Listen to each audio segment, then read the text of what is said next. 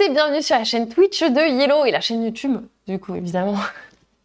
On espère que vous allez bien. Aujourd'hui, on se retrouve avec PF pour discuter, pour faire un retour en fait des scènes. On est rentré des scènes il y a, je sais plus, 10 jours à peu près. Il nous a fallu quelques temps pour s'en remettre. On n'est pas totalement guéri, pour être honnête. Et on voulait faire un point sur ce merveilleux salon. Oui. PF, tu as ramené combien de jeux ? 86. 86. Oui. C'est trop, sans doute. Mais tout ça, c'est pour vous. Du coup, on a plein de jeux à vous montrer. Des jeux qui arriveront chez Yellow parce qu'en fait, le but de PF ASN, c'est de Trouver. jouer à plein de trucs. Alors, Non, non, t'as pas trop malheureusement, mais c'est d'essayer de voir, de parler aux partenaires historiques déjà. Ouais. Et puis, donc là, c'est principalement les jeux des partenaires historiques qu'on va présenter aujourd'hui. Mais c'est aussi d'essayer de trouver la pépite rare. Tout à fait, puisqu'il y a plein de pépites à découvrir à ASN. Donc, avec nos partenaires de d'habitude, mais aussi potentiellement avec de nouveaux partenaires. Exactement. Donc, on vous montrera pas tout, parce que tout n'est pas encore Non, il y a beaucoup de choses à signé. l'étude. Parce que bon, t'as pas trop le temps d'y jouer à ASN, mais là, depuis que t'es rentré, Exactement. ça y va les parties. Ah ouais, ben là, avec... Moi, à chaque fois que je viens dans ce bâtiment-là, ils sont en train de jouer. Ouais.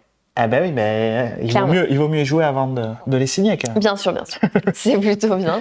Donc, on va faire un petit point sur ce que tu nous as trouvé et ce qu'on peut annoncer dès maintenant. Et avant ça, je voulais vous montrer des photos de notre stand pour ceux qui n'étaient pas là. Du coup, nous avions plusieurs tables de jeux, dont King of Monster Island. On a eu la visite d'un chien. Ah, j'avais Trop pas vu mignon. ça. C'est Board Game Shot qui nous a fait des photos sur le stand. Incroyable Board Game Shot. Pour les animaux de Baker Street, ici. Toujours King of Monster Island. Il y avait du Unmatched. Il y avait du King of Monster Island. Il y avait du Get On Board. Ah oui, et puis on avait notre incroyable mur Ah ouais. de dessin. Mais regardez, c'était incroyable. On avait laissé un mur presque vierge avec écrit « Vous pouvez vous exprimer ». On avait dessiné quelques petits trucs. Et on avait laissé des crayons indélébiles. Et le premier jour, il y avait déjà le mur rempli, mais vraiment rempli. Et finalement, il s'est toujours plus rempli les 3 jours suivants parce que les gens trouvent toujours des petits espaces. Ouais. Et du coup, c'était incroyable. Mais vraiment, très très rapidement, ça s'est rempli. Ah, c'était impressionnant. Et puis il y avait des gens qui beau, se portaient pour aller tout en haut. dessiner tout en haut. Et Il y en a c'était même grand, qui ont dessiné sur les petites planchettes où Ouais. on mettait les stylos. Ouais, il y en a il y qui en ont avait dessiné de du partout. coup sur le numéro du stand. Sur le qui était numéro à du côté, stand, ouais. Sur les portes. Parce que là, ce que vous voyez, c'est qu'une petite partie. Je ne saurais pas combien de mètres il fait, mais il était très, très grand et il faisait peut-être, je sais pas, 2,50 m de haut. Ouais. Donc les gens devaient se porter pour atteindre le haut. C'était trop drôle. Ouais, et puis on pensait qu'il y aurait plus de dérives. De ça. dérive, c'est vrai. On ne dira pas ce qu'on a fait là-bas, mais C'est plutôt bien passé. on avait moins foi en l'humanité que ce qui s'est passé, c'est vrai. Écoute, on est quand même là pour découvrir les jeux que tu nous as ramenés parce que ça fait combien de temps ? Ça fait 34 minutes qu'on est en live. Je pense qu'on est à 3 minutes de vidéo YouTube. Du coup, on commence avec Ouais, bien sûr. ton t-shirt. Bah ouais, bien sûr, voilà. Donc toi, Ouais. tu as eu des cadeaux de CGE. Ouais, alors c'est bien souvent vu, hein. avec les partenaires principaux, ils viennent à la boutique et ils prennent les jeux qu'ils veulent pour le bureau. Nous, on a toujours les jeux qu'ils font, forcément, pour les évaluer et tout ça, donc voilà. Donc du coup, ils m'ont donné des t-shirts. Ah, des t-shirts. Ouais. En fait, c'est Émilie à la boutique qui a négocié. Ah, Du bah coup, bien c'est sûr. Émilie. C'est Émilie qui en a eu avec Romu, quoi, et du coup, moi, j'en ai eu un rab. Voilà. Donc c'est avec Émilie et Romu qu'on doit négocier Ouais. pour en avoir un, en fait. Ouais, exactement. Non mais j'hallucine, quoi. Ils nous en ont pas parlé, ces coquins, là. Ok. Ouais, ok. non, j'en ai pas ramené pour toute l'équipe, ouais, voilà, malheureusement. C'est à voir avec Émilie, c'est elle Ouais, qui a négocié, mais c'est notre meilleure négociatrice, vraiment. Je pense que on ne peut pas faire mieux. Donc, Ok. voilà. Ben oui, ben on va commencer du coup. Alors, avec, moi, Starship Captains, les personnes que j'ai vues à Essen m'en ont presque toutes parlé en me disant « Ah, on espère trop que vous allez le faire parce que c'est trop cool. » Donc, Oui. ouais, les gars. Oui, on va le faire. On va le faire, bien sûr. Donc, Starship Captain, ben forcément, il y a une petite référence forcément à l'univers de Star Trek. Donc, ben, c'est un jeu de Peter B. Hofgaard. C'est son premier jeu. Ouais. Ah, Du coup, signé avec CGE. De 1 à 4 joueurs. Donc, il y a une variante solo. Et c'est environ 25 minutes par joueur. Donc, ben, qu'est-ce qu'on peut dire sur Starship Captain, à part que c'est très bien. Alors sur Starship Captain, on est chacun commandant de son propre vaisseau, donc qui est représenté par ce tableau, cette punch double couche. ouais. Donc là, on va avoir chacun des petits personnages et ils ont chacun une forme différente, mais en fait, ça va être mis aléatoirement dans la box. C'est-à-dire que ben, vous aurez autant de personnages bleus, autant de personnages rouges, Ouais. autant de personnages jaunes. Mais vous aurez peut-être que des femmes, ou que des hommes, ou que des aliens. Après, Ou- le hasard est souvent bien fait et on aura Ouais. sans doute un bon panaché. Là, dans la boîte, il y avait un peu de tout. Donc voilà. Mais ça ne sera pas le même nombre d'hommes, de femmes et d'aliens dans Pas la... tout à fait humain, celui-là, en effet. Exactement. Non, en fait, dans Starship Captain, qu'est-ce qu'on fait ? On utilise son équipage pour aller faire des actions. Donc, hop, je vais repartir là-dessus peut-être. Ouais. Voilà. Non, en fait, les personnages rouges, on va les utiliser pour se déplacer sur le plateau avec Les ces personnages petits. rouges. Ouais, en fait, Ah, il n'y a que les. Oui, d'accord. les personnages rouges, en fait, c'est Ouais. ils peuvent nous faire l'action de se déplacer sur le plateau. D'accord, ouais. Ok, on a nos petits vaisseaux, on se déplace, etc. Et on peut aller récupérer des missions, donc des cartes que l'on pourra aller faire. Les personnages jaunes, c'est pour tirer, parce que des fois, entre les planètes, il va y avoir des petits pirates. Et si on ne peut pas tirer dessus, eh ben, ils vont nous faire des dégâts. Et des dégâts, ça nous prend des places de bonus dans notre vaisseau. Plus on a de dégâts, moins on pourra transporter de marchandises, etc. Et d'avoir de bonus et tout ça. Et il y a enfin la dernière action, c'est les bleus, c'est les ingénieurs. Donc là, j'ai sorti que des bleus. Et les bleus, ça va nous permettre d'aller acheter les cartes dans la rivière pour aller les poser sur notre plateau.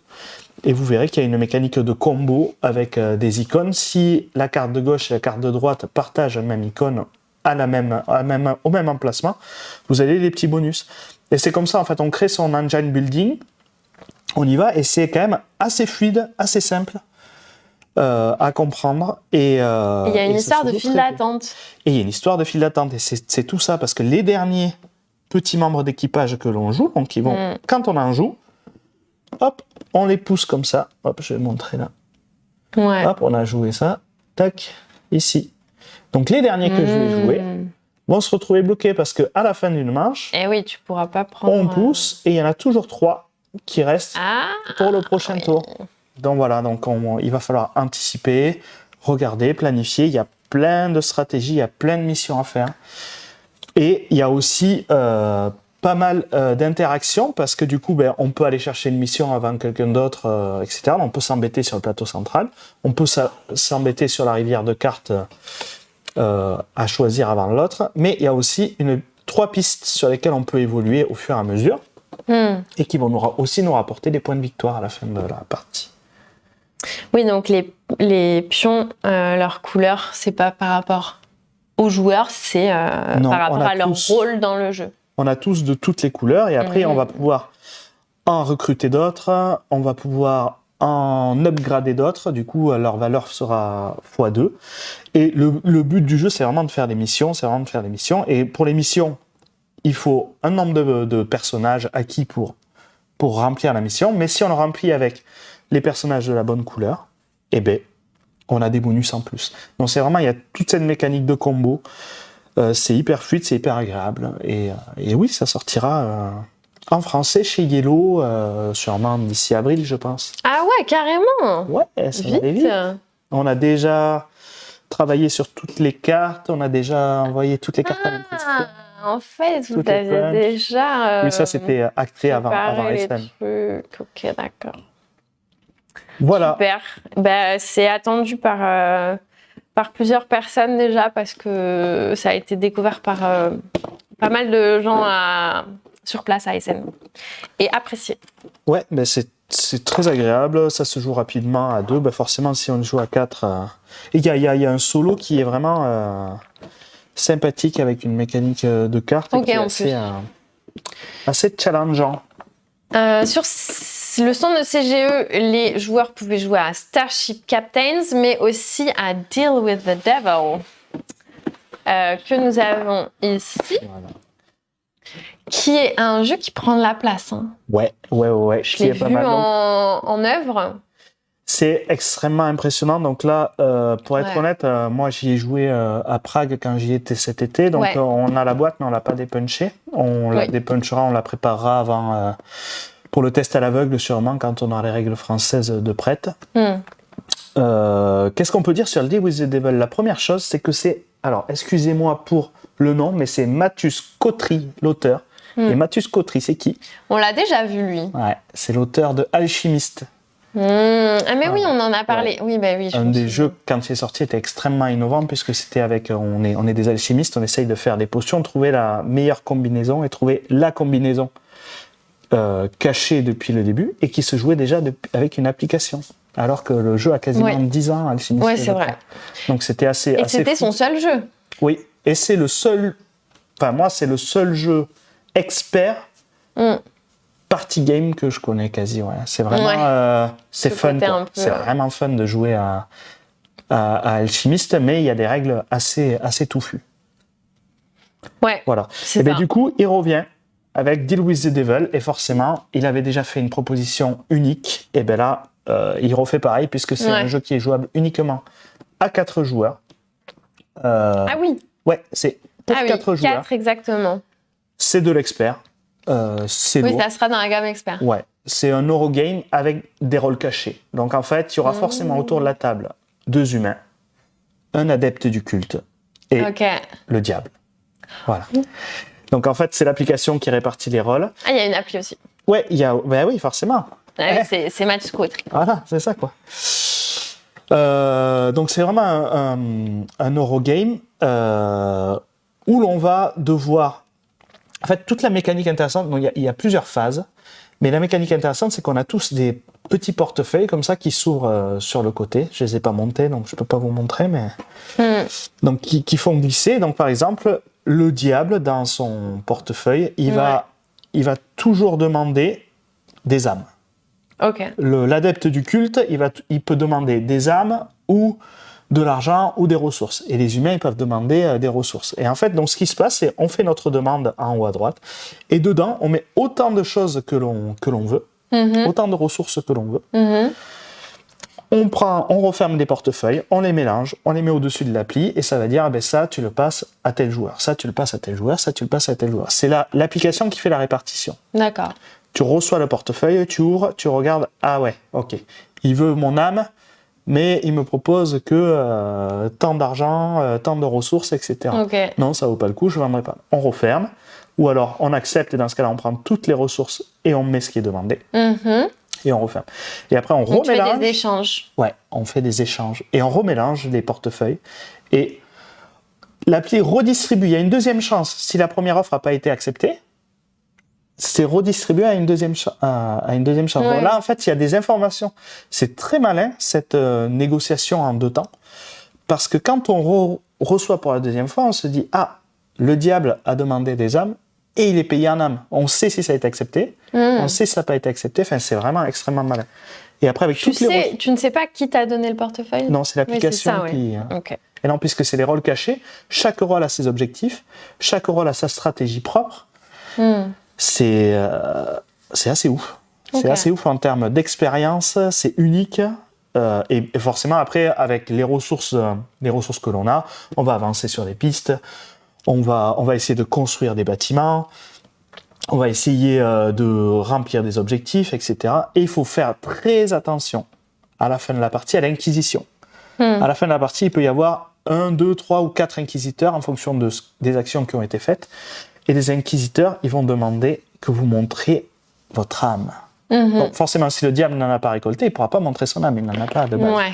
Mais si les humains ont vendu toutes leurs âmes, ils ne pourront pas le montrer. Et là, on peut perdre énormément de points sur cet aspect-là, en fonction si on n'arrive pas à manager l'inquisition à la fin de la partie. Et il y a toute une mécanique de dette aussi, qui est assez dingue. On peut s'endetter, mais en fait, c'est vraiment une... plus on s'endette, plus on s'endette. Plus on s'endette, plus on s'endette. C'est vraiment... Et on est en équipe, on gagne en équipe Non, ou non, alors il n'y a qu'une seule personne qui gagne. Il n'y a qu'un seul gagnant, c'est 4 joueurs compétitifs à rôle caché. D'accord. Voilà. Mais oui, il faut vraiment le... C'est assez flou. Comment j'ai expliqué, on pourra en faire... Mais on pourra en parler plus tard. De toute façon, là, on vous présente plein de choses. On reviendra en détail quand ce sera le moment. Exactement. Mais oui, ça, c'est vraiment une... c'est vraiment sur ce genre de jeu qu'on veut accompagner, quoi. C'est une proposition forte d'un auteur qui a mis... Ça fait 7 ans qu'il travaille sur le jeu. Ah ouais. Ils voulaient pas... Ils ont travaillé toute l'année dernière à essayer de trouver des variantes à 3 joueurs. Ils n'étaient pas satisfaits. Oui. Ils ont dit, ben non, c'est pas grave. C'est 4 joueurs. Ça marche à 4 joueurs. On le sort à 4 joueurs. Et nous, c'est vraiment des propositions qu'on veut accompagner parce que c'est fort, c'est unique. Ouais. L'expérience, quand on joue, voilà, c'est vraiment un jeu dont on se souvient. Voilà. Ok. Pour Deal with the Devil. Bah, super. Et puis, chez CGE, ils montraient un mock-up, un proto de la seconde extension de Narak, que vous pouvez voir à l'écran.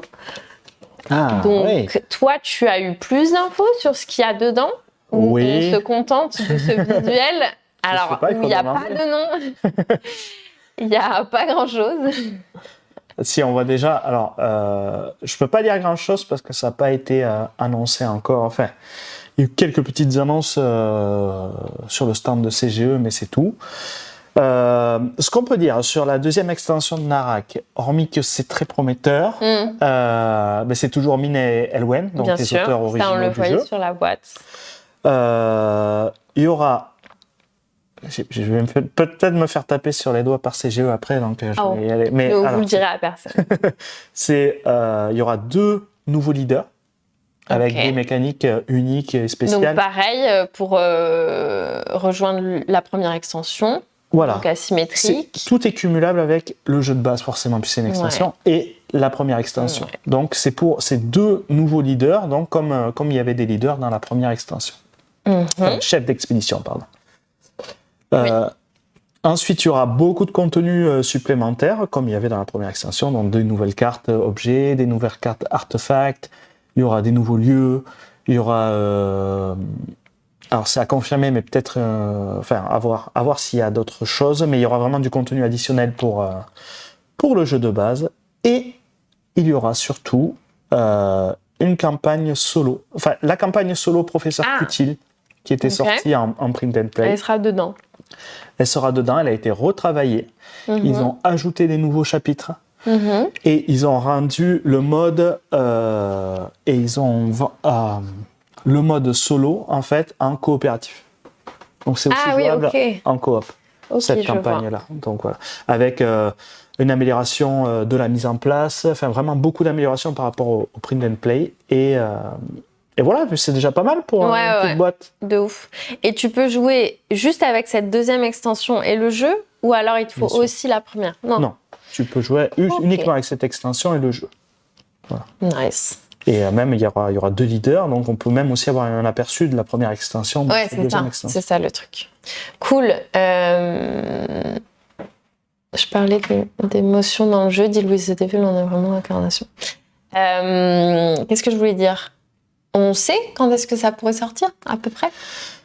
Là, ils travaillent dessus, normalement. Oui, parce prévu. que eux, c'est pas sorti. Il n'y a pas le titre, c'est pas fini de développer. C'est pas comme annoncé Starship encore. Captains, quoi. Donc, là, on est plutôt, pour eux, en anglais, ils espèrent entre Gen Con et Essen de l'année prochaine, à peu près. Donc, le troisième trimestre. Donc, nous, fin d'année prochaine, quoi. Au mieux. Au mieux. C'est ça. Au mieux. Oui, et puis pour Deal with the Devil, on sait que ça sortira avant cet été. Je n'ai pas dit, mais ça s'appellera Pacte avec le diable. Pacte avec le diable, ouais. C'est un bon nom. Oui, c'est la traduction. Ouais, c'est ça. Voilà, on a décidé de changer le titre pour Deal with the Devil, mais pas pour Starship Captain parce que c'était assez parlant. Ouais. Voilà, et du coup, Deal with the Devil sera dans la gamme expert et Starship Captain a failli l'être, mais on ne pense pas. Il était vraiment à la limite de notre gamme expert à nous. Ouais. C'est pas un expert pour sûrement les gens qui nous regardent aujourd'hui, mais les experts Yellow, nous, c'est de l'initier plus. Enfin, c'est vraiment quelque chose qui sort de notre gamme mini, King of Tokyo, etc. quoi. Donc voilà. J'ai lu la blague de Olivier, n'importe quoi. Des Panzani. Des pactes, oui, mais des Panzani, bien sûr. Eh ben, on a fait le tour de CGE. Ouais, on a fait le tour de CGE. Nous pouvons passer à Cosmos, nos amis de chez Cosmos. On était chez eux. Ah, vous avez tu veux nous raconter la fiesta chez Cosmos? Ah oui, on peut. Je ne pas partager de photos ni de vidéos parce que ça reste confidentiel. Surtout, pas de photos, pas de vidéos. C'était les 200 ans de Cosmos. Grosse fiesta. Ouais, donc ils avaient loué... C'était assez rigolo parce qu'ils avaient loué une boîte de nuit au centre de Essen. Et déjà, on arrive, déjà, il y avait une file d'attente et tout ça. Et on arrive, en fait, pour rentrer dans la boîte de nuit, il faut rentrer dans un préfabriqué où il y a 3 Golgoths là comme ça qui attendent comme ça, donc on donne son nom, on regarde qu'on est bien enregistré et tout ça. Et puis après on rentre et il y a des toiles d'araignée partout, c'est tout en fer, c'est extrêmement grand. Il y a des statues à moitié cassées. Halloween vibe. Ça faisait, on avait vraiment l'impression, on s'est dit purée, pour les 200 ans, ils vont nous faire vivre un exit en géant quoi. Ah oui. Ah ouais, c'était un peu, un peu Halloween. Et en fait, au final, on arrive dans la boîte de nuit. C'est extrêmement grand, c'est extrêmement aéré et tout ça. Et puis c'était la fête, quoi, vraiment. Mais le premier ressenti était assez épique, ouais. Et puis là, oui, du coup, il y avait eu un buffet, il y a eu le discours, il y a eu de la musique, etc. On a fini un peu trop tard pour le premier jour. Ah oui, bah c'était le jeudi, ça? Ouais, c'était le jeudi soir. Le jeudi soir, grosse fiesta, il y avait bar ouvert à volonté. C'était très bien. Mais ça aurait été mieux que ça arrive un peu plus tard. Dimanche, peut-être. Ouais, voilà. Ça aurait été mieux que ça arrive un peu plus tard parce que finir à 2h du matin et recommencer le lendemain à 8h, ça piquait déjà quoi. C'est clair. Voilà pour la petite partie des 200 ans de Cosmos, non mais très très sympa. Voilà. Et du coup, le lendemain, vous aviez rendez-vous tout frais, tout pimpant, et ils t'ont montré plein de jeux. Ouais, il y a forcément Cosmos, il y a beaucoup de choses qui arrivent, mais là, je pense que si je n'avais à en retenir qu'un de ce salon, voilà. Ah, du salon entier? Ah ouais, pour moi. Ah ouais. Pour moi, ouais. Bah alors, en tout cas, du salon Yellow, c'est celui-là. Ouais. Bien sûr. Voilà. Inside job. C'est bon? On a tout dit? Bah ouais. Bah, moi, de toute façon, je vous ai vu jouer hier, donc je sais. En 2 mots, c'est The Crew avec un traître. Voilà. C'est ça. Tout est dit. Donc, c'est un jeu de pli coopératif où on va avoir des petites missions à accomplir. Donc, chaque fois, on a le premier joueur a le choix entre 2 missions. Attends. Je recommence. Je devais commencer par la base. C'est un jeu de pli coopératif où on a des rôles chacun. Il y a plusieurs rôles. Dans la première partie, il y a les rôles des agents, donc les gentils, et il y a un traître parmi eux. Donc, celui qui doit gagner tout seul. Forcément un traître. Un seul traître. Donc, à chaque partie, je vais peut-être... On peut regarder. C'est peut-être plus simple. Ça serait peut-être plus simple de regarder une carte. Aïe. Là, par exemple, à 5 joueurs,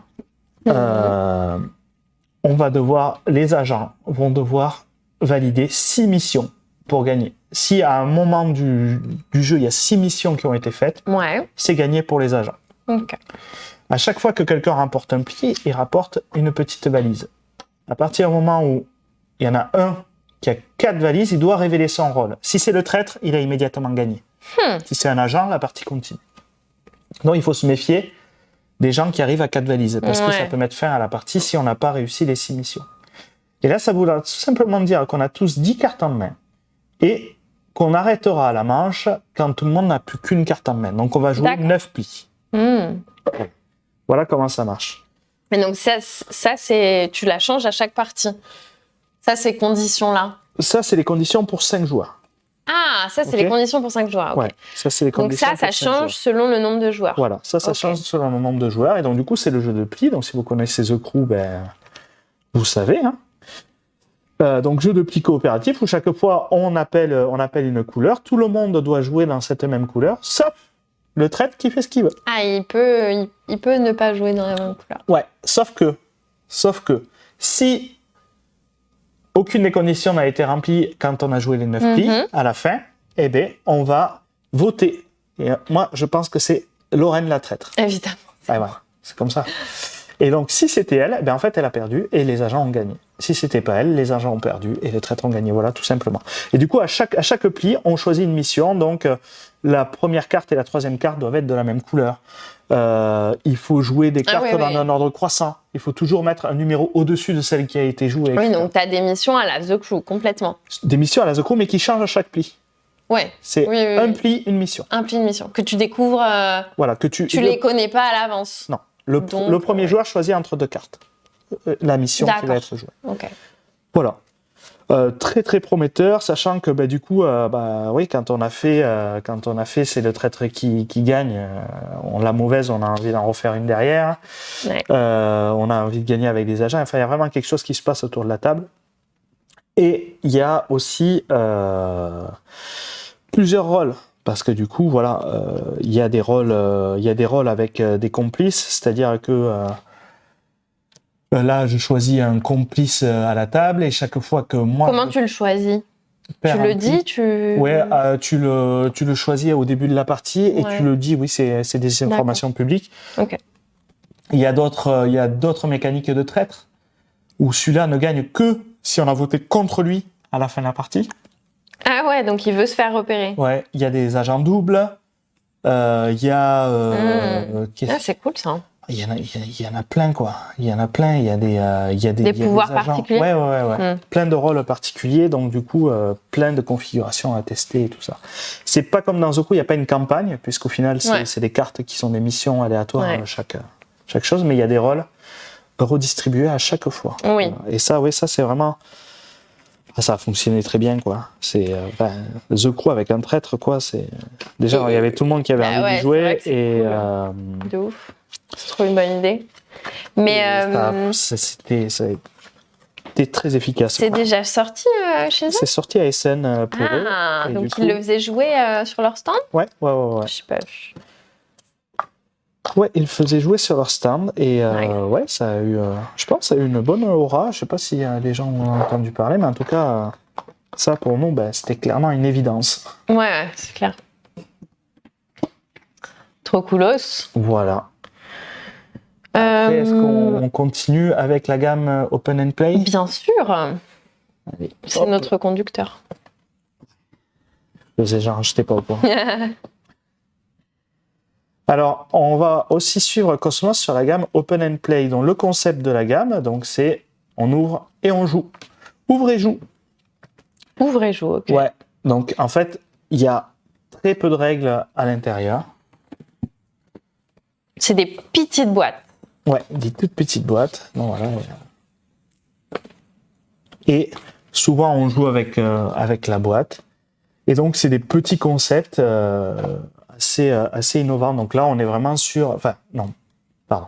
C'est des petits concepts fun et rapides à jouer. Ok. Voilà. C'est ça le postulat de la gamme Open and Play. Donc là, vraiment, sur The Gold Mine, on va devoir... c'est un stop ou encore, où on va devoir récupérer le plus de pépites. Mais forcément, si on prend trop de risques, on risque de se faire attraper par le dragon.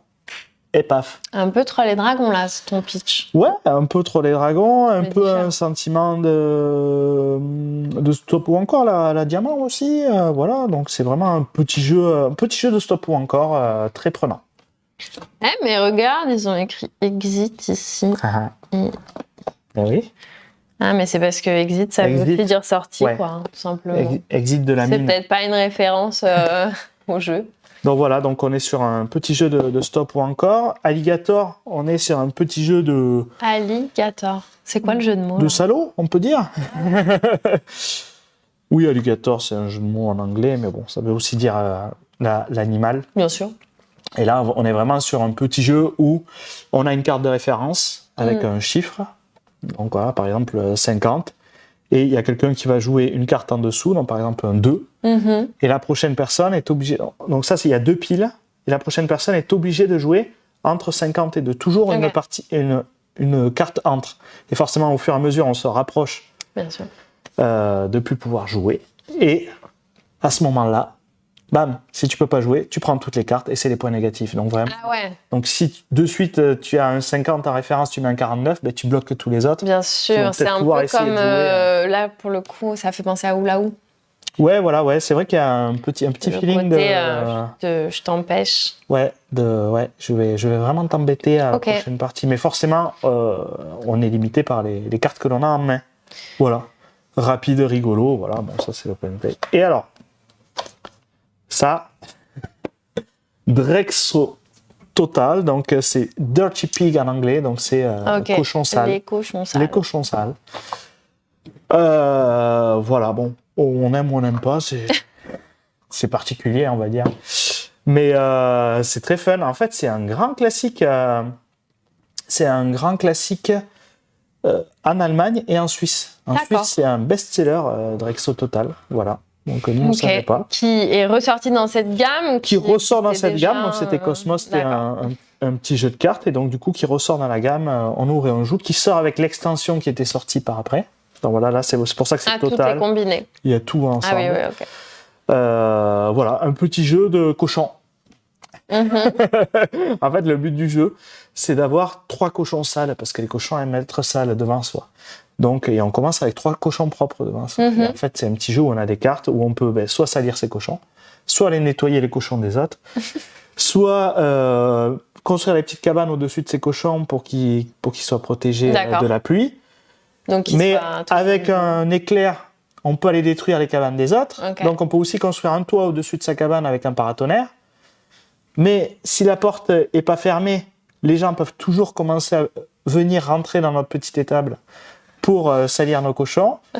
Et il y a des cartes pluie qui nettoient tous les cochons qui ne sont pas protégés. Enfin, Il faut être propre ou faut être sale? faut être sale. Faut être sale. Hein. Faut être sale. Et c'est chaotique, c'est des retournements Ok. de situation. Voilà. J'imagine très bien. C'est une petite gamme de jeux rapides, fun, voilà. On nous demande si tous les jeux se jouent dans la boîte. Oui, alors il y a toujours des petites Oui. choses avec la boîte, mais plus ou moins. Ceux Oui. qui jouent le plus avec la boîte, c'est vraiment celui-là, parce que il y a un token. Hop. Voilà, les règles, c'est ça. Ouais. Et donc voilà, on a chacun son Oui, petit là, j'ai l'impression collier. qu'il y a des emplacements pour les cartes et pour Voilà. des En fait, pions, des choses Il y a comme les ça. emplacements pour les cartes. Hop. Hop, par exemple, ça c'est les cartes de référence. Et en dessous, il y a les pioches. Donc là, par exemple, il va falloir jouer entre. Hop, là, ça c'est pas possible. Hop. Donc là, on est obligé de jouer entre 2 et 11. On joue toujours au-dessus du 2. Là, on est obligé de jouer Ah entre oui, t'as 27 quand et même 2 57. piles. Voilà. Et on a un petit token qui fait que si tu peux pas jouer, ben c'est toute cette pile-là que tu vas prendre et ça change. Après, ça sera cette pile-là. D'accord, ok. Et tu remplaces par une nouvelle carte de référence, etc. Mhm. Donc voilà, on joue un petit peu avec la boîte. Voilà. Là, comme ça fait aussi un peu penser à The Game. Oui, c'est vrai, bah, c'est une suite de numéros. Ouais. Et Voilà. moi, ma question, c'est est-ce que du coup, on va garder ces boîtes-là? Ça va Oui. devenir une nouvelle gamme? Ouais, Ok. on va suivre sur le open and play. C'est sympa dans l'air du temps, quoi. Voilà. Mhm. Bon, après, c'est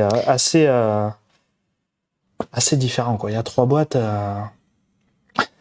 Oui, c'est Enfin, des sensations de jeu En totalement cohérence, ça reste rapide et fun, Ouais. les 3. voilà.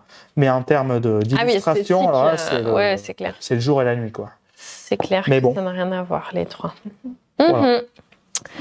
Great. Voilà pour la petite gamme Open and Play. Chez Cosmos, ils t'ont montré l'extension de Robin des Bois Ah oui. qu'on a là. Voilà, donc C'est un petit plateau en plus. là, il y a tout le monde qui avait accès au stand presse là, qui pouvait voir aussi parce que dans un sous-sol de Essen, il y a tout un espace uniquement pour les jeux presse. Et du coup, toute la presse passe et pour regarder les jeux, les manipuler, etc. Et donc là, on est sur l'extension de Les Aventures de Robin des Bois. Ouais. Donc, qui est toujours faite par Michael Menzel. Et oui, et d'ailleurs, j'ai pas dit, mais l'auteur de Inside Job, ce n'est pas Thomas Singh, c'est Tanner Simon. Eh oui, c'est vrai, c'est pas Thomas Singh, auteur. c'est vrai. Ouais, bon, voilà, je m'excuse. C'est important, oui. Mais du coup, sur l'extension de Les Aventures de Robin des Bois, donc on saura, ça sera l'aventure de Frère Tuck. Bah, qu'est-ce qu'on a ? En fait, on a déjà travaillé sur les fichiers, c'est déjà prêt, mais... ça n'avait pas de secret pour ça. Donc c'est les aventures de Frère Tuck. Donc on aura un livre avec quatre donc ça, c'est le livre qu'on voit. Ouais. Un plateau qui vient s'ajouter avec le plateau pour avoir de nouvelles découvertes. Ouais. Et ils font le lien, j'imagine. Ouais. Tu peux passer d'un plateau à l'autre. Ouais, c'est vraiment une extension, c'est géré en tant qu'extension. Et on est sur les aventures de Frère Tuck, donc on pourra incarner Frère Tuck. D'accord. Donc un nouveau personnage à découvrir. Ouais, exactement. Voilà. Bah, et bien. donc, oui, je vois que les gens ont vu... Oui, My Island. On y viendra. Bon, autant en parler maintenant parce que c'est la seule photo qu'on a. Ah oui, pardon. Mais c'est une petite photo, quoi. Ouais. Ben en fait, My Island, on est toujours sur un jeu de Rainer Knizia, du coup. On est sur une suite à My City, même si c'est pas obligatoire d'avoir joué à My City pour jouer à My Island. On peut très bien commencer par My Island, c'est indépendant les deux. Et on est vraiment chacun à sa propre petite île qui va manager. Et on va avoir plein de surprises. Et ça va être une campagne en 24 scénarios. Toujours de la pose de tuiles. Mais c'est pas des tuiles... Il y aura des surprises. Il y aura des surprises. On communiquera en temps voulu là-dessus, mais ça va arriver. Ouais, l'année prochaine. Oui, normalement. Great.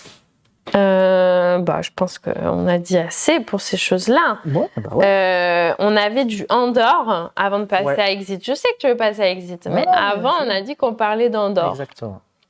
Du coup, Andorre, on a un standalone. Voilà, qui arrive. Donc, encore de la nouveauté sur Andorre. Alors qu'on pensait qu'il n'y aurait plus de boîte quand on a fait la 3e, mais après... Et ça a changé maintenant qu'il a fait les aventures de Robin des Bois, Michael Menzel, et il a été motivé. Après, c'est vrai qu'Andorre,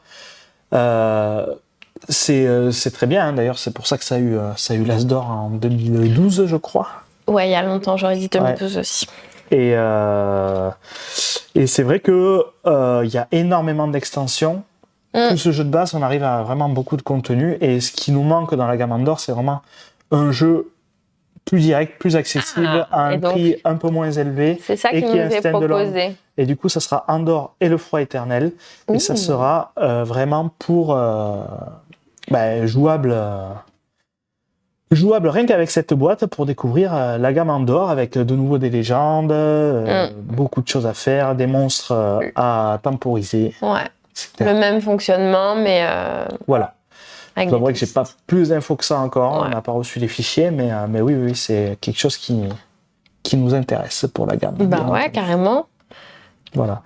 Et oui, forcément, juste à côté, il y avait une extension pour Andorre Junior, qui est toujours de Inka et Marcus Brown, donc les auteurs d'Exist. Ouais.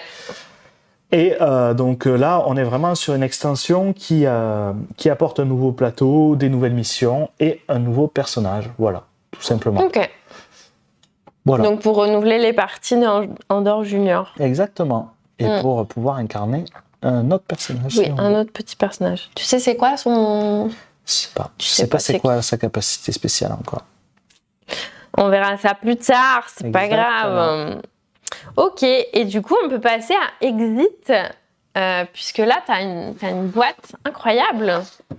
Exit Kids. Donc voilà, donc on est vraiment sur la version enfant du classique de l'Escape Game. Je crois qu'on en parlait pendant notre gros live là, la dernière fois. Ouais, mais on n'avait pas la boîte. Ouais. Déjà, ce qu'on peut dire, c'est que c'est toujours de Inka et Marcus Brand, donc les auteurs d'Exit, qui ont fait une variante pour les enfants. Donc c'est vraiment adapté aux enfants.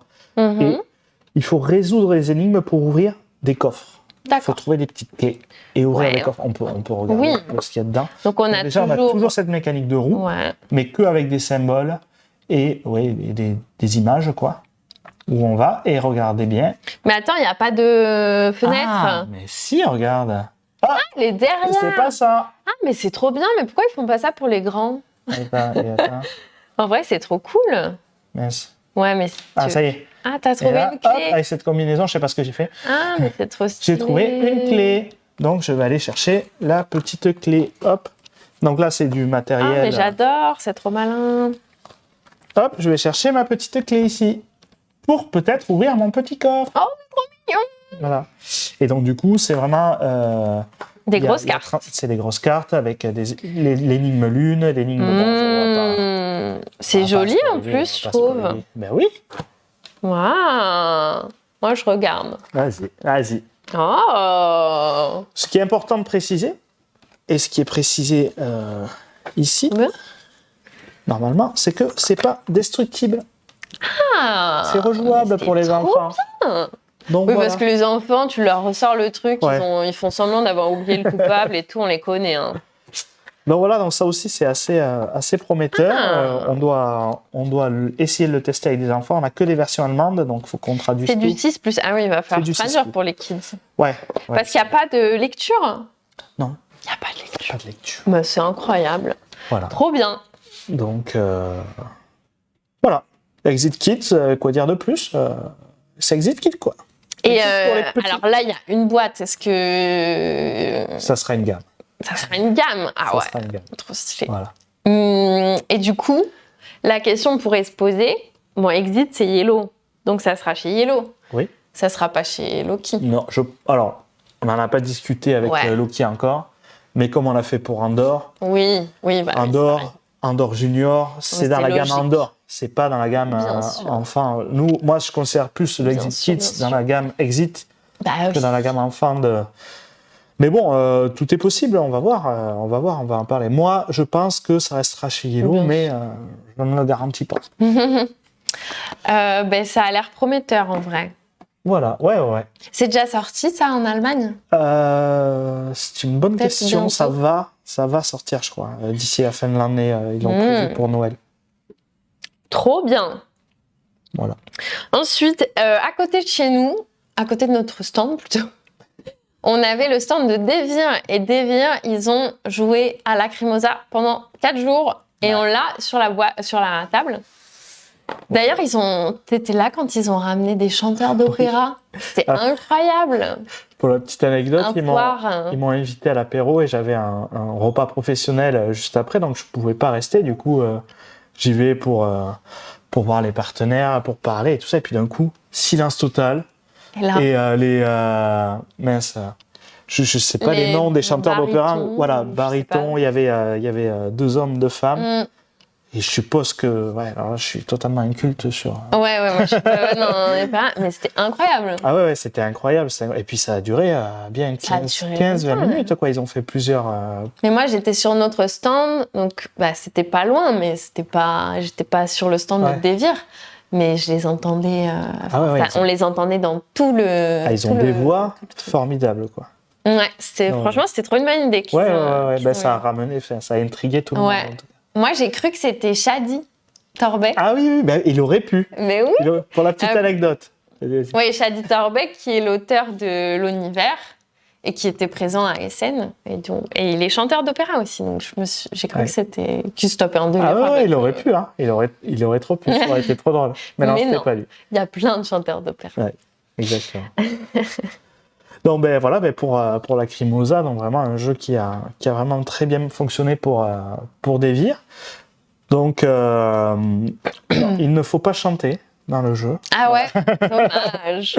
Mais en fait, c'est Mozart qui vient de mourir et qui n'a pas pu finir sa dernière œuvre, son dernier requiem. Et on est là pour aider la sœur de Mozart à rassembler toutes les parties de la dernière partition. D'accord. C'est du coop? Non, c'est du compétitif.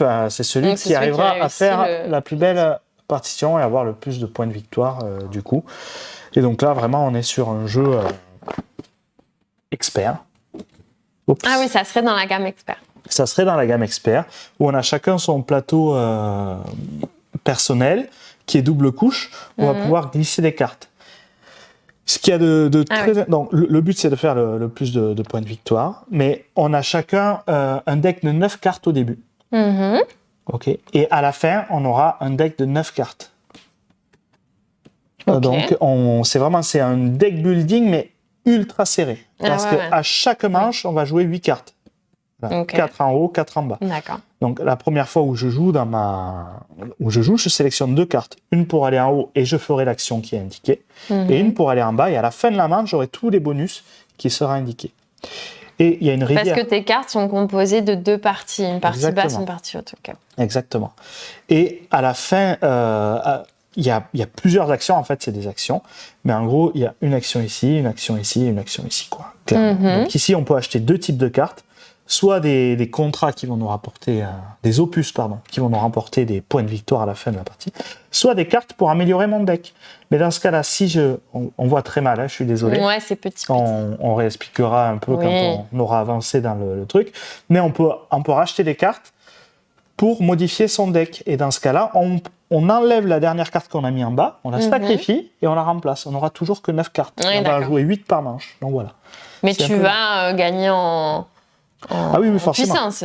Les cartes qu'on achète, doublent les actions, que ou alors que tu vas remplacer. On peut faire 2 actions avec la même carte, etc. Ou même les bonus d'en dessous sont beaucoup plus puissants, etc. Parce qu'on a plusieurs pistes sur notre plateau personnel qui vont nous permettre d'acheter des choses. On va pouvoir retracer la vie de Mozart en le déplaçant dans les villes et en essayant d'aller retrouver ses dernières notes et ses derniers requiem. Et on va pouvoir participer à la partition. Voilà, en mettant, donc là, en fait, c'est une mécanique de majorité. Notes. Celui qui a le plus mis dans cette partie de la partition gagnera un bonus à la fin, etc. Donc voilà. C'est une mécanique, ça fonctionne extrêmement bien. Ouais, c'est extrêmement fluide.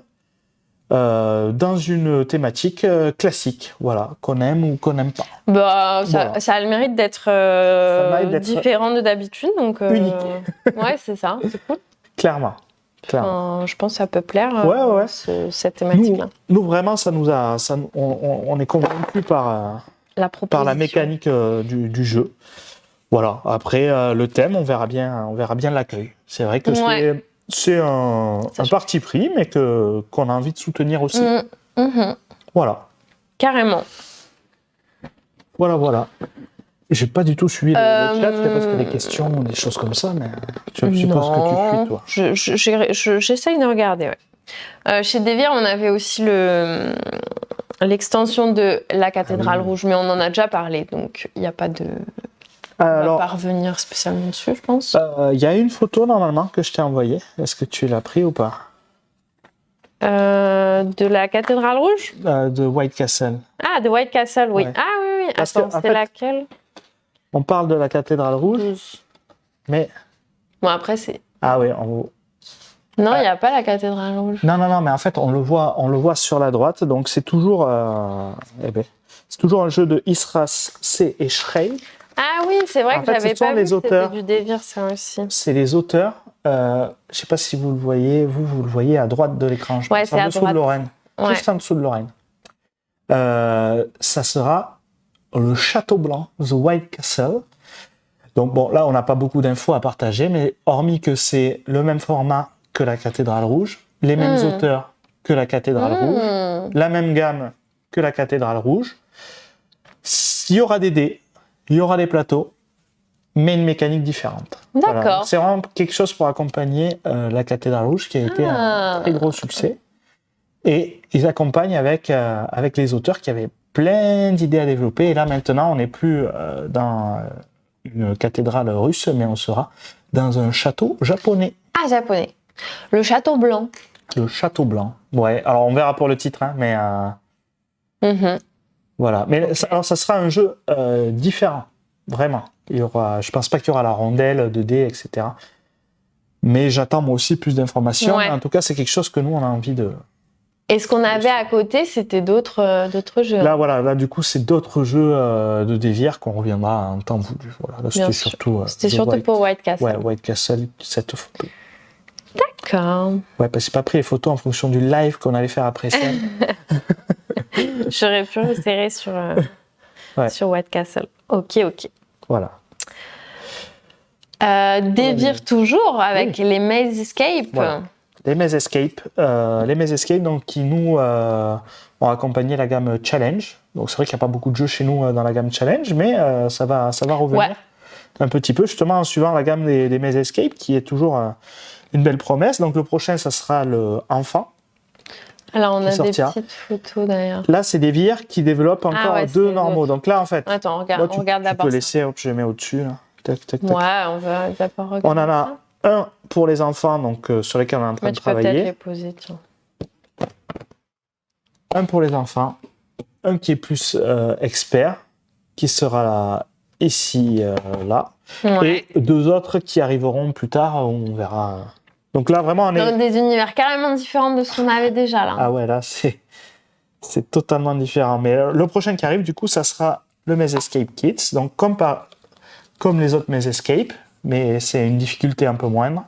Et on doit partir de ce point-là et arriver à l'arrivée ici, en se baladant. Donc, quand je ne suis pas sur une page, je peux la tourner. Ouvrir. Et du coup, je peux faire comme ça, par exemple. Tac. Et du coup, je peux peut-être ouvrir. Et du coup, hop là. C'est beau! Et voilà! Ah, mais t'es trop fort aussi! Tu connais les trucs. Et on aurait pu... Donc là, en fait, il y a 7 niveaux de difficulté. Ouais. Donc là, voilà, ça se déplie, ça se plie. Il n'y a pas tous les mêmes découpes. Et il y a 7 labyrinthes à chaque fois. Et en fait, on peut les refaire parce qu'on a aussi la variante. Et bien, il faut que tu trouves ces 2 livres-là. Et oui, il faut que tu trouves des trucs. Et quand on parle de peut-être le plus compliqué des enfants, je suis pas sûr d'y arriver, tu vois. Ah, ça fait moins le malin. Ouais, non, mais il y a vraiment une difficulté croissante. Ah, il y en a plein. Ouais, il y en a 7. Et donc, oui, Zoidberg, Maze Escape, c'est ça. On a sorti des boîtes Maze Escape. C'était cette année ou l'année dernière déjà? Je sais plus, moi. Début d'année, je crois. Tout début d'année, dans la gamme Challenge, on a sorti les 2 Maze Escape normaux. Il y avait Labyrinthos et Ariane. Exactement. Donc, dans la thématique plutôt grecque. C'est la même chose. Donc, c'est des labyrinthes la gamme solo. Continue. Mais là, déjà, sur le set, on voit pas où est l'arrivée. On voit que le point de départ. Ouais. Donc, il faut qu'on cherche à peu près où on est. Aïe, là, c'est un cul-de-sac. Ah, mais l'univers est fou.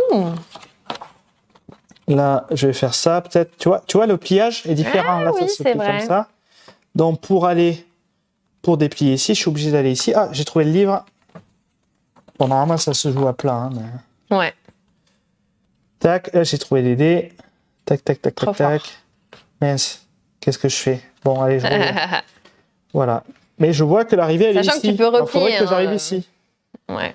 Donc, hop, je vais peut-être faire ça. Tac. Tac. Peut-être comme ça. Non.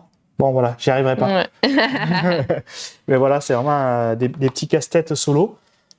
Très sympa, avec vraiment une difficulté croissante, des challenges, etc. Donc, c'est vraiment quelque chose qui nous a plu. Le concept, c'est d'auteurs, c'est de Pablo Cespedes et Victor Hugo Cistermas. Ah ouais, le mec s'appelle Victor Hugo. Et en fait, ce sont des Chiliens. Pourquoi pas? Ce sont des Chiliens qui ont développé le concept avec toute une matrice pour créer les pliages, les dépliages, les labyrinthes, etc. Donc voilà, donc il y aura ces 2-là qui risquent d'arriver prochainement, enfin surtout le enfant. Et en plus, il y aura deux normaux. Ça, ouais. 2 difficultés normales, avec un qui se passe plus dans les châteaux, qui est juste en dessous de moi. Ouais. Château plutôt à la Versailles et tout ça, et un qui est plus enquête sombre, etc. Ok. Donc des propositions différentes en termes graphiques. Toujours plus de challenge et plus de labyrinthe.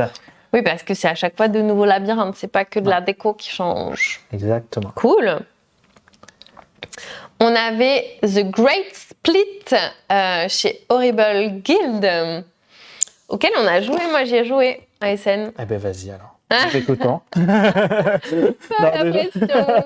Déjà, c'est un jeu de Hjalmar H et Lorenzo Silva, donc du coup. Toujours. Ouais, ils sont incroyables. Ils sont incroyables. Leur capacité à se renouveler. J'avais mangé avec eux à la Gen Con. Parce que c'est aussi les propriétaires, en fait, Hjalmar, Lorenzo et Federico. Ce sont les patrons, les boss, les fondateurs Horrible. de Horrible Guild, en fait.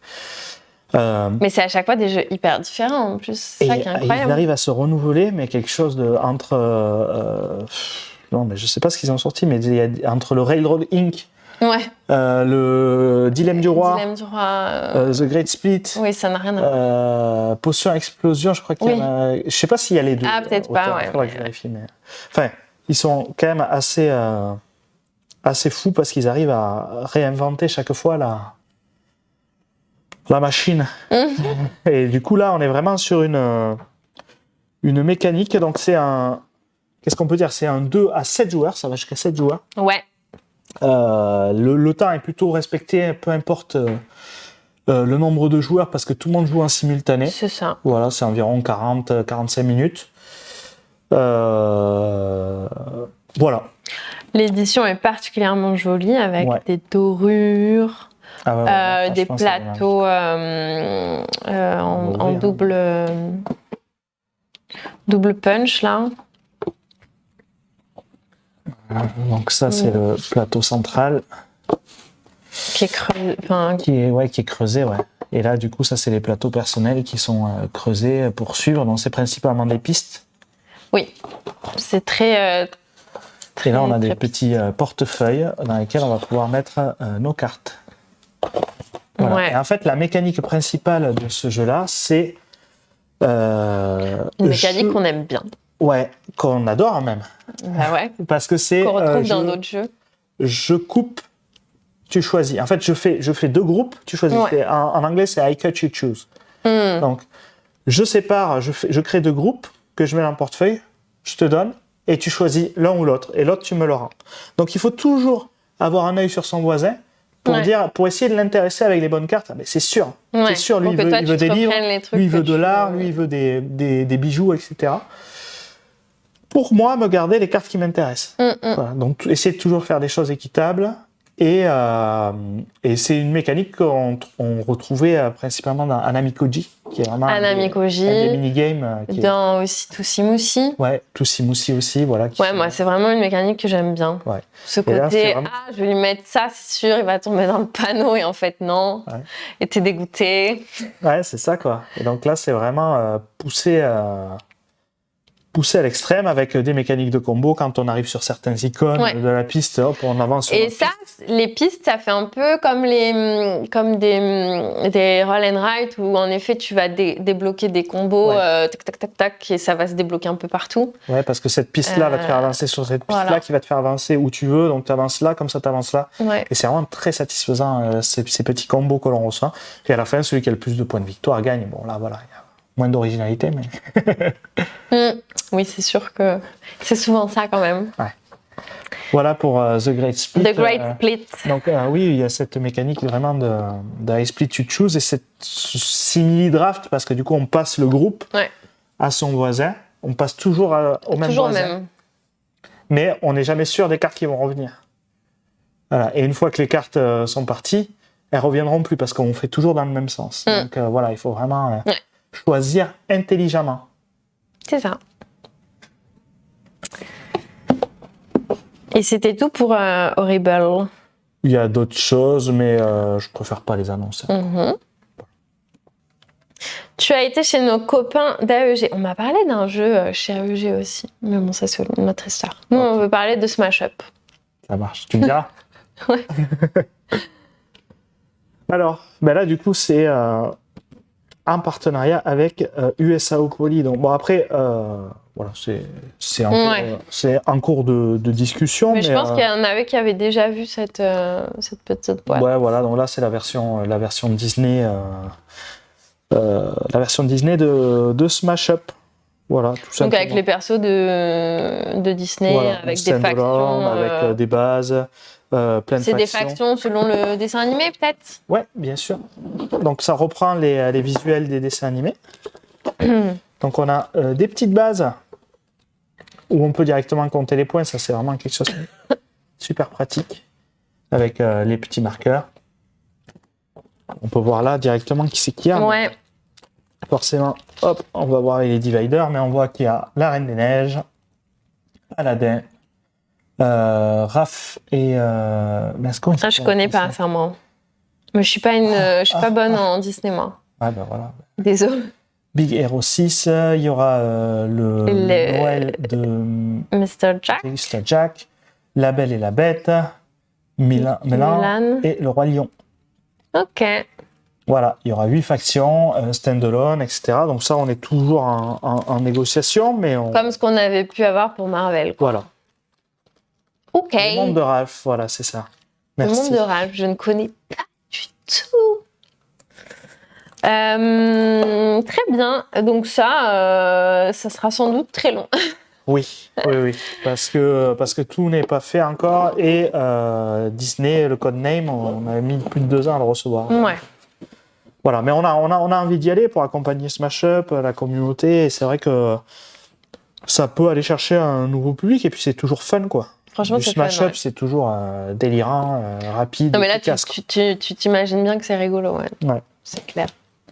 Donc, jouer la Reine des Neiges zombie, par exemple, incroyable. Oui, c'est possible. Ce sera forcément possible. Et t'as une autre boîte. Voilà, Smash j'ai eu Up, la version 10e anniversaire anniversaire de Smash Up sur le stand de AEG. Donc, regardez-moi cette boîte. Waouh, c'est ouf. Ah ben, forcément. Elle est toute noire avec donc du vernis sélectif. Voilà. C'est ouf. Il n'y a même pas écrit Smash Up nulle part. Non, bah là, sur le fourreau. Sur le fourreau, ouais. Dis donc, voilà. Ça se la joue chic. Hein. Ouais, et très Chanel. Alors, ils ont considéré ça comme une extension seulement. Ok. C'est pas un stand-alone, mais en fait, la seule chose qui manque pour que ce soit un stand-alone, c'est les règles.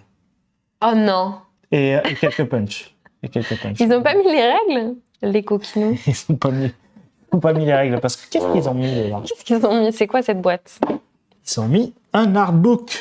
On penserait que c'est un artbook avec toutes les factions qui existent. Alors là, déjà, on a quelques croquis.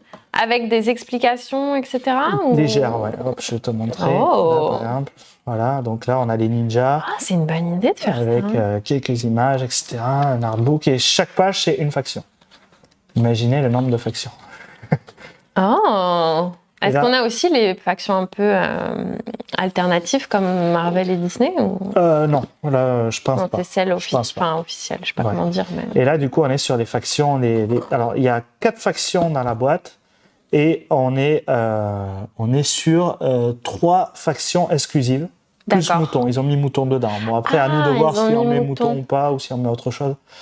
On verra, parce qu'il y a des factions. Ah oui, ça pourrait être peut-être une faction. Ça pourrait être peut-être pour nous, pour la France, 4 factions exclusives. Enfin, parce que les moutons, ils sortiront dans une micro-extension. Ouais, on va voir. Mais du coup, là, on aura les sirènes. Ils sont sortis ou ils sont les déjà moutons, sortis, c'est une micro-extension qui est sortie. Ouais. Oui, qui est déjà sortie. Les sirènes, les squelettes et les footballeurs. Enfin, footballeurs particuliers. Hein. Oui. En fait... on reprend, j'ai l'impression qu'ils ont repris vraiment des classiques de Smash Up. Des factions déjà existantes, mais en vraiment toutes mixées qui jouent au foot, quoi. Voilà. Avec, je sais plus dans quelle extension c'est la momie, mais je suis sûr qu'elle y est. Ouais, moi aussi. Les petits enfants comme ça et tout ça. Donc voilà. Et ils ont tous les t-shirts Smash Up du coup pour jouer. Bam bam. S'affronter, voilà. Le délire, quoi. Trop drôle. Voilà. C'est une bonne idée de faire un artbook, tiens. Ouais, il y aura aussi une big base. Donc, c'est une base géante avec des pouvoirs. Vraiment, ça rajoute une mécanique, il y a les règles du go. Forcément, les quatre factions. Ouais. Un jeu de token, premier joueur. Oh, chips de poker. cool ça. 11 titans. 11 titans. Ah, les 11 titans. Les Ouh titans. là là, je pense que ça va parler à beaucoup de personnes, ils vont être contents. Les titans, ce sont des choses que l'on a En tournoi. distribuées en tournoi. Pour nous, c'était une mécanique supplémentaire qui apporte... En fait, c'est l'intercalaire, le divider, qui sert à ranger ces factions quand on a les boîtes de rangement, Ouais. et sur laquelle ils avaient rajouté des pouvoirs. Et là, du coup, il y en a 11, donc forcément des factions dedans et des surprises. On va pas tout révéler. Ça, c'est incroyable. Et des bases. Avec la bonne idée pour suivre les choses. Donc voilà, donc on voit que ce qui manque en fait pour que ce soit un standalone, c'est des tokens points de victoire Ouais. et la Ok. règle quoi.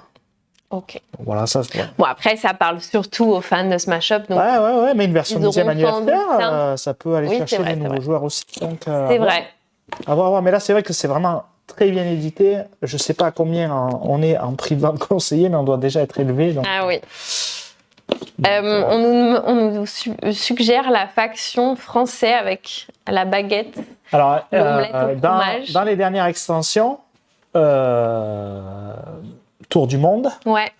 il y en a eu 2 et Ouais. dont il y a eu les mousquetaires. Les mousquetaires, voilà, oui. c'est pas.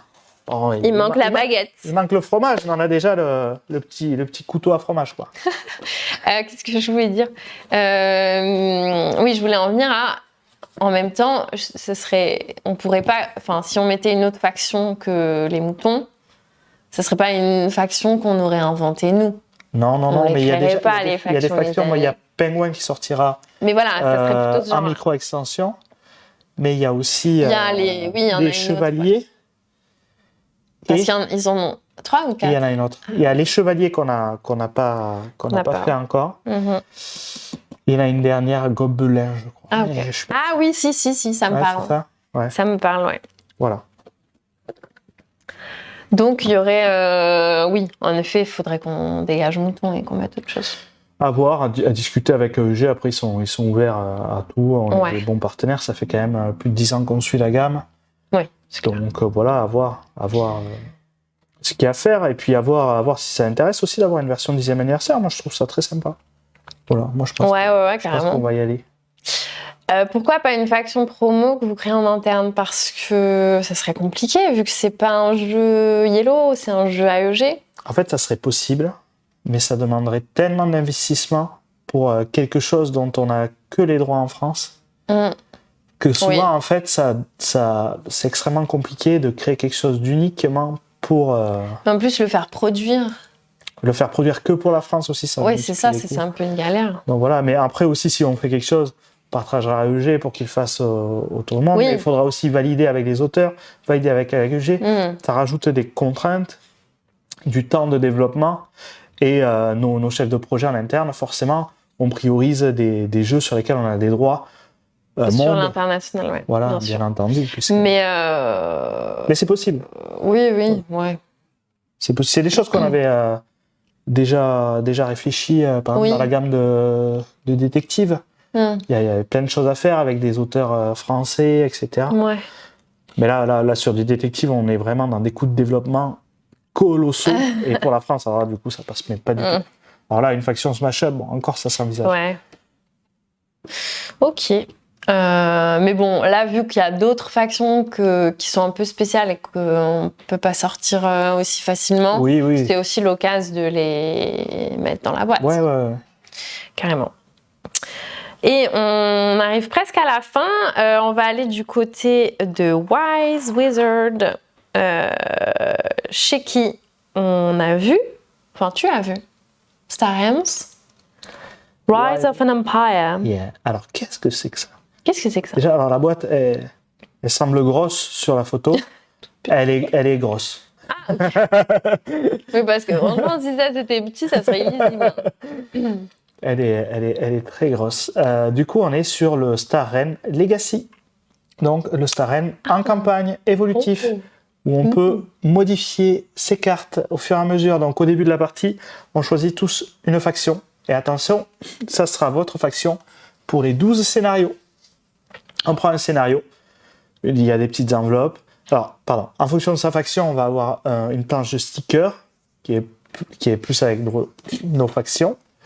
Et au moment où on achète une carte, on peut rajouter au coût de cette carte le coût du sticker pour la modifier. On peut la changer de faction, on peut l'améliorer avec des pouvoirs, on peut lui changer le pouvoir, etc. C'est trop drôle. Ouais.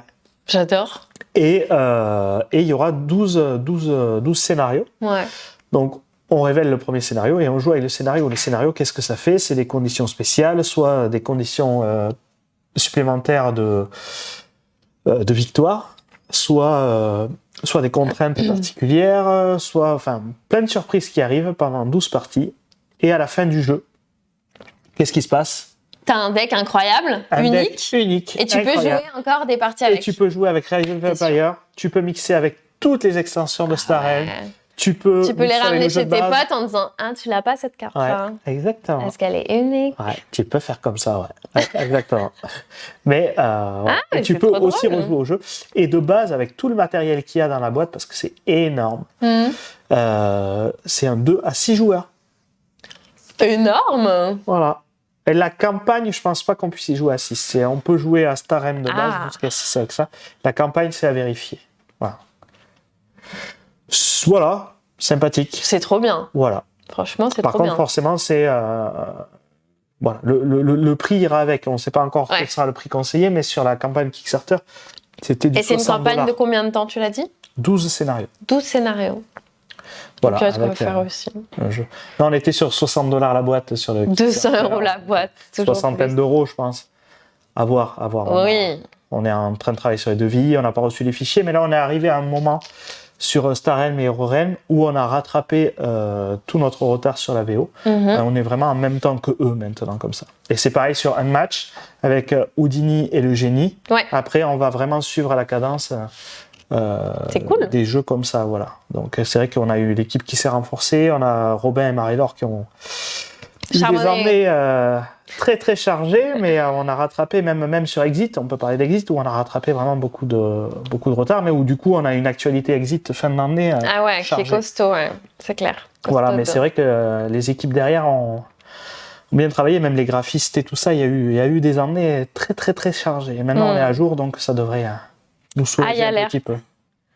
High Alert, est-ce que c'est ça? Oui, alors High Alert, pour moi, c'est du passé. Pour Robin aussi, qui a travaillé. Mais c'est un futur proche. Les fichiers, on les a envoyés début d'année, je crois, et tout ça. Et là, je crois que ça arrive, enfin. Mais je sais pas si c'est sorti. Ils attendaient peut-être une production, une coprod. Non, c'est pas sorti, je crois. C'est pas ça. En tout cas, c'est prêt et je crois que c'est produit. Faut-il encore le recevoir? Ouais.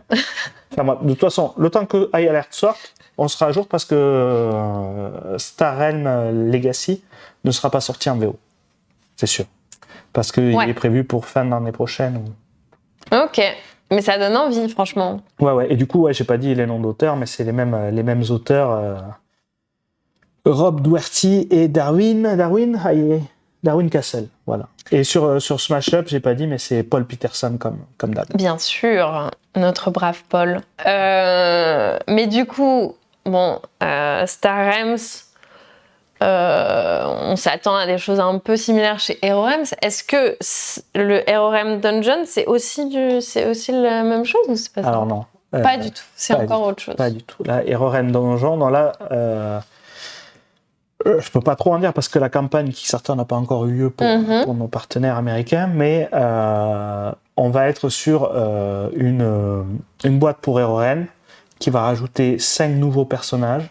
Je les ai notés, du coup on aura alchimiste, barde, barbare, druide et moine. Il y en aura un exclusif Kickstarter, mais du coup qu'on n'aura pas en VF, forcément. Ah bah oui. Ça va être aussi avec tous les personnages vont venir avec toutes les cartes capacités, compétences et trésors qui vont permettre, si vous voulez jouer avec ces personnages, à la ruine de Tandar ou le village perdu.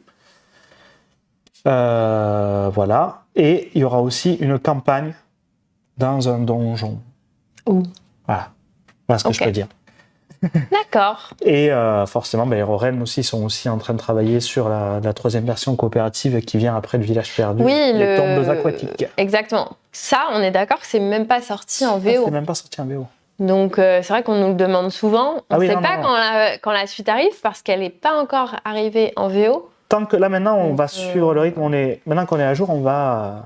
Normalement, on suit le rythme des sorties VO. Voilà. Alors forcément, il y aura forcément un décalage, comme j'expliquais oui. tout à l'heure, parce que nous, on travaille sur des fichiers en anglais.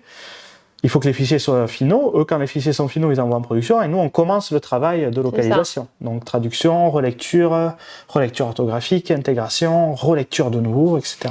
Oui, nous, on commence à travailler dessus quand les fichiers sont prêts, parce que ça n'a pas de sens de travailler sur des traductions alors que c'est pas prêt, c'est logique. Non, et puis après, Mais du coup, évidemment, il y a forcément un délai. Ça génère des erreurs. Travailler sur des fichiers non finaux. Enfin, déjà, que juste quand c'est finaux et qu'eux, ils envoient à la production, des fois, ils oublient de nous dire s'ils font des modifications de dernière minute, que du coup, ça peut créer. Alors, si on travaille en amont, alors là, c'est... Laisse tomber. Là, moi, j'ai pas d'espoir. C'est ça.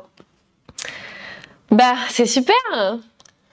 Voilà, mais j'avais peur de ne pas avoir grand-chose à dire. Oh là là, c'est toujours la même histoire avec PF. Non, mais en fait, c'était plutôt complet. Donc, la majorité des choses sont signées. Il y a des choses qui ne sont pas encore sûres et certaines, mais sur lesquelles on est dessus. Et vu que c'est les partenaires, on a voilà, donc on verra, mais... Il y a d'autres choses. Et il y a d'autres choses qui ne sont pas du tout... secrètes, qu'on espère. Voilà, des choses sur lesquelles Vianney lit les règles et nous fait jouer. Et puis après, c'est à nous de prendre le relais et de négocier si on veut y aller ou pas. Exactement. Bah, merci beaucoup, PF. Eh bien, merci à vous. Ouais. Voilà.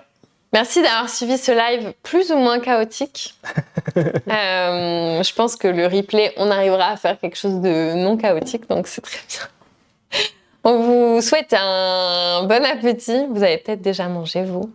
Et puis une bonne après-midi, un bon week-end, tout ça. On se retrouve la semaine prochaine pour un nouveau live, sans doute. Je sais pas trop quand et je sais pas trop sur quoi, mais on fait ça. Ciao!